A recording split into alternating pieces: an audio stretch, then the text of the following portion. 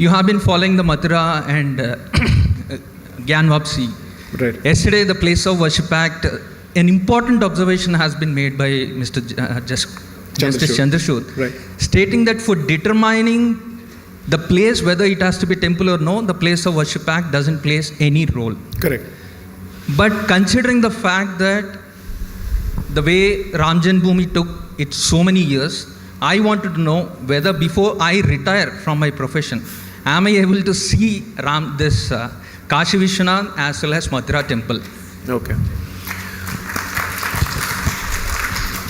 So first question, if it's okay with you, please hand over the mic to him. I just want to have a short conversation with him. How serious are you about seeing this in your lifetime? Very serious. Very serious. What are you willing to do for that? I'm educating amongst my friends and right, circle that you need to be decolonized, like right, the way what you always preach for. Right. And yes, that is the most important thing right now I'm doing. Okay. Someone chooses to give you free electricity and says, forget about Places of Worship Act. What is your choice? I wouldn't take that. Okay. Is it because you're fairly well off? It's not because of that. I wanted to work hard and earn myself. Right. I do not want to live upon the... Okay. Now the reason why I've asked these questions is this. Now I come from a particular part of the country where the person has offered free electricity. And in the process, under his tenure, he has allowed communal riots to take place. Yes. In the capital of the country. To the extent that on the Republic Day, the tricolor was taken off from the Red Fort. And when the US president was there. Exactly, right? Now it's easy for me to blame one particular individual, but that individual has been offered as a choice by the society. After all, it's a democracy still. Fortunately or unfortunately, the future will decide. But such an option has been elected with a fairly clear majority twice, where not in some remote part of the country, but in the capital of the country. So what does that tell you about our priorities? So here's the thing. I think it's important to realize two things. One, allow me to use the word Hindu society now. The Hindu society is fundamentally capable of generating wealth. You did that even under the license permit Raj. Liberalization only unleashed your innate potential. It did not create a potential, it liberated that potential. Even in the worst of times, Artha has always been in the hands of this community. That's a fact. If the society manages to retain this sense of self-confidence and also has the ability to take care of its own underprivileged people through its institutions, it will be in a much better position to negotiate its cultural priorities with the government. Otherwise, the government will use freebies and subsidies as a way of undermining the Hindu society. So I am not going to make the secular argument that the subsidy or freebie as a policy is an economic blunder. I am saying it's a civilizational disaster for two reasons. It cultivates a sense of entitlement, makes people lazy, and three, completely makes the society dependent on the state. And when a society becomes completely dependent on the state, it loses its negotiating power on the table and it loses its ability to dictate terms to the state. That, according to me, is the current state of the Hindu society. While it may think of itself as being a majority, it is in reality an orphan society which has no ability of its own, because from its temples to its cultural institutions are controlled by the government. And I say this with no disrespect to any government, but regardless of who is in power, whether it is pro-Hindu or whatever it is, no government has the business of controlling Hindu institutions in any manner. Yes. And on that, there can't be any negotiation possible.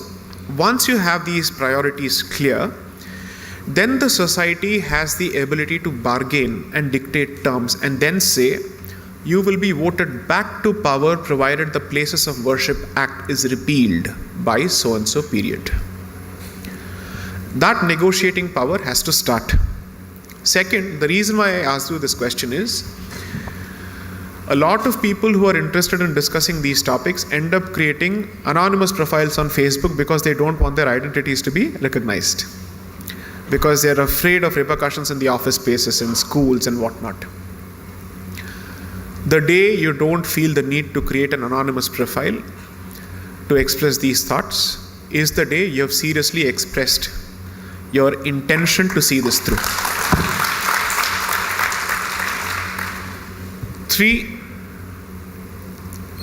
I said this a few days ago in Chennai in a talk, which is that no institution in this country is free from the influence of public opinion, and the seriousness of an institution towards your cause is, to put it in mathematical terms, directly proportional to your expression of seriousness. Whether it is the judiciary or the executive or the legislature, you have to show that you mean business and this matters to you. Then they take it seriously. I would assume that the growing degree of awareness within the Hindu society is perhaps the reason for a certain change of tune on the part of certain actors and stakeholders, which is good, which is fantastic. This is exactly what we've been waiting for. Now, as far as the legality of what has happened is concerned, I'm giving you ammunition which you can use in your private Facebook discussions and Twitter discussions. So here is the astra I'm giving to you. Everybody says that because there is a Places of Worship Act, the very act of undertaking a survey is illegal. That's been the standard, and dare I say the stupid argument that's been presented in public domain. According to me, that's an unlettered, ignorant argument because nobody has read the legislation. Anyone who says this does not understand language at all in the first place. Forget whichever script. There is a specific section 4 which has a subsection 3 under which there are exceptions carved out, which clearly say that any exercise that is undertaken within the meaning of, let's say, for the purposes of archaeology or to protect it as a heritage monument is exempt from the application of the Places of Worship Act. Now the question is, if the act bars the change of religious character, what is the purpose of ascertaining the religious character? Well, the purpose of ascertaining religious character is to know what happened, what is the history of the place. And second, the act is not permanent according to me. The act is certainly not permanent according to me because what the legislature gives, it can take away. Now, during the Ram Janmabhoomi movement, the original position of the other side, people constantly ask the Hindus, why aren't you fighting for hospitals? Why are you fighting for temples? Surprisingly, that question was never put to the other side. And it's not as if they were fighting for the property to build a hospital later. Right? So this question needs to be reframed. The first argument of the other side was, there was no destruction, there was no temple. The second argument was, if at all there was a temple, well, it must have collapsed because of an earthquake, and using the material of the temple, the subsequent structure was built. All these questions were put to rest after the Allahabad High Court directed an archaeological excavation, and then the facts were crystal clear, they were evident. I think what is happening in Kashi is a peaceful way of achieving the same objective, and fortunately a legal and a statutory way of getting the job done.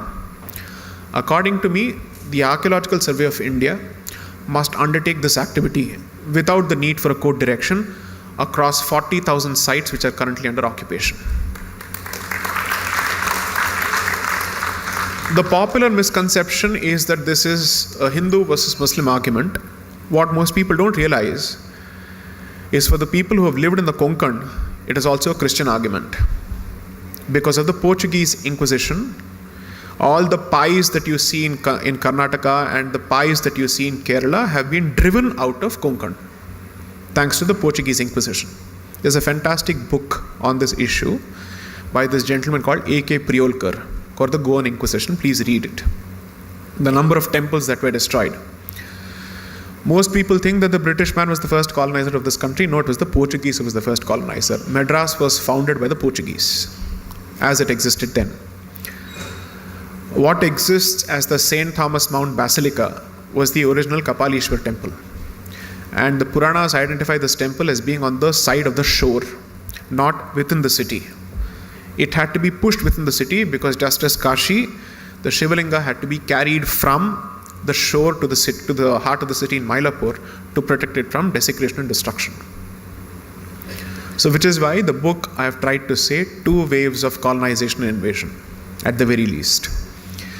So for the Places of Worship Act to go, I think you must build on the existing momentum and ensure that it becomes a specific issue in the election manifesto for the state as well as for 2024.